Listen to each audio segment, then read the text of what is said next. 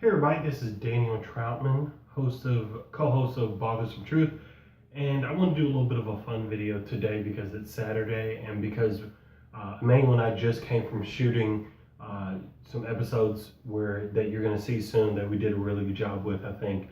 But I just wanted to do something a little fun in the meantime, so I want to talk about Suicide Squad. My wife and I went to go see it last night. Now, I'm a comic book fan.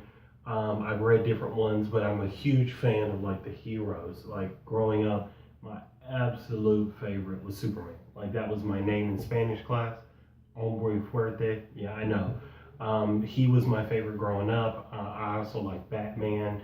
I was always like a DC fan, and because I enjoyed the villains too, like the Joker and Harley Quinn. So I enjoyed seeing Suicide Squad. I went to see it last night, and I thought it was a pretty decent movie. I thought they did a much better job with it than they did Batman v Superman. I had some thoughts on it I'm just going to share. Like overall, I thought the movie did a good job of kind of handling the dark parts with the fun parts. Like they balanced that.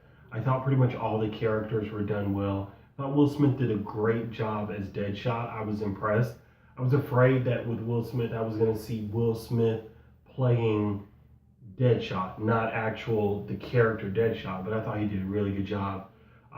Margaret Robbie got a lot of attention for Harley Quinn. I didn't know how she was going to do.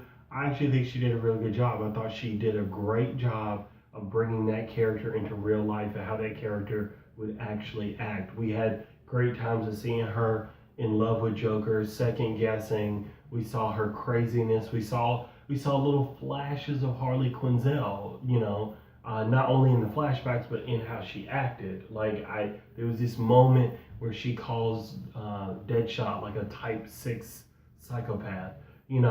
That to me was Harley Quinzel just for a moment coming in.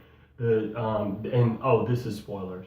When she jumps into the scene where into the acid, and voluntarily chooses to do that, like that was really impressive. It was like a marriage scene for her and Joker. I thought that Captain Boomerang was good. Flag got on my nerves, but I think he was supposed to get on my nerves, so I thought he did a good job. Enchantress was pretty good until the end. I liked her more as the witch before she got all the powers. Yeah, pretty much everybody I thought did a good job. Amanda Waller was great. Stay for the mid-credit scene. That's important. It was nice seeing Flash in there. Nice seeing Batman in there. So overall, I thought everybody did a decent job.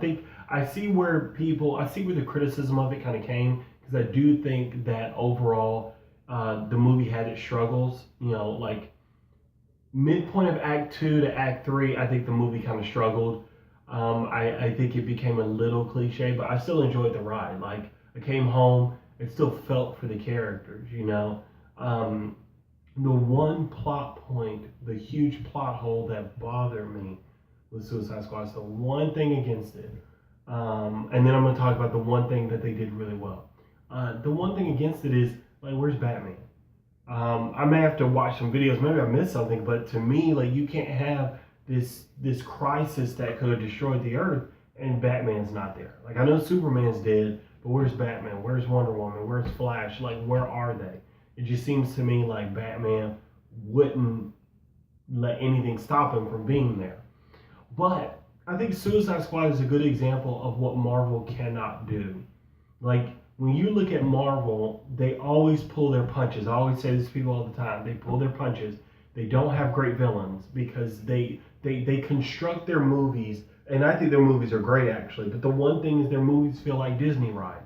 Like they have their highs and their lows, but nothing's ever really at stake. I thought the only good villains for the Marvel movies has been Obadiah Stane in Iron Man 1 and Loki. That's it. Every other villain is just half done, never completely done well. Mandarin was great, but Mandarin wasn't a real villain. And I wasn't.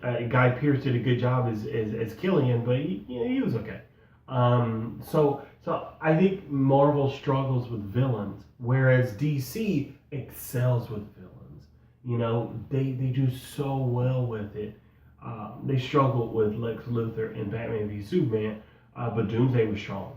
So I hope DC will do more like this in this vein, because I think this is where you can go after Marvel. This is how you can make your way, like your niche in the movie cinematic universe, is to make these kind of stories that are both dark and have some lightheartedness to it, where we see the darkness of humanity and then we see specks of light.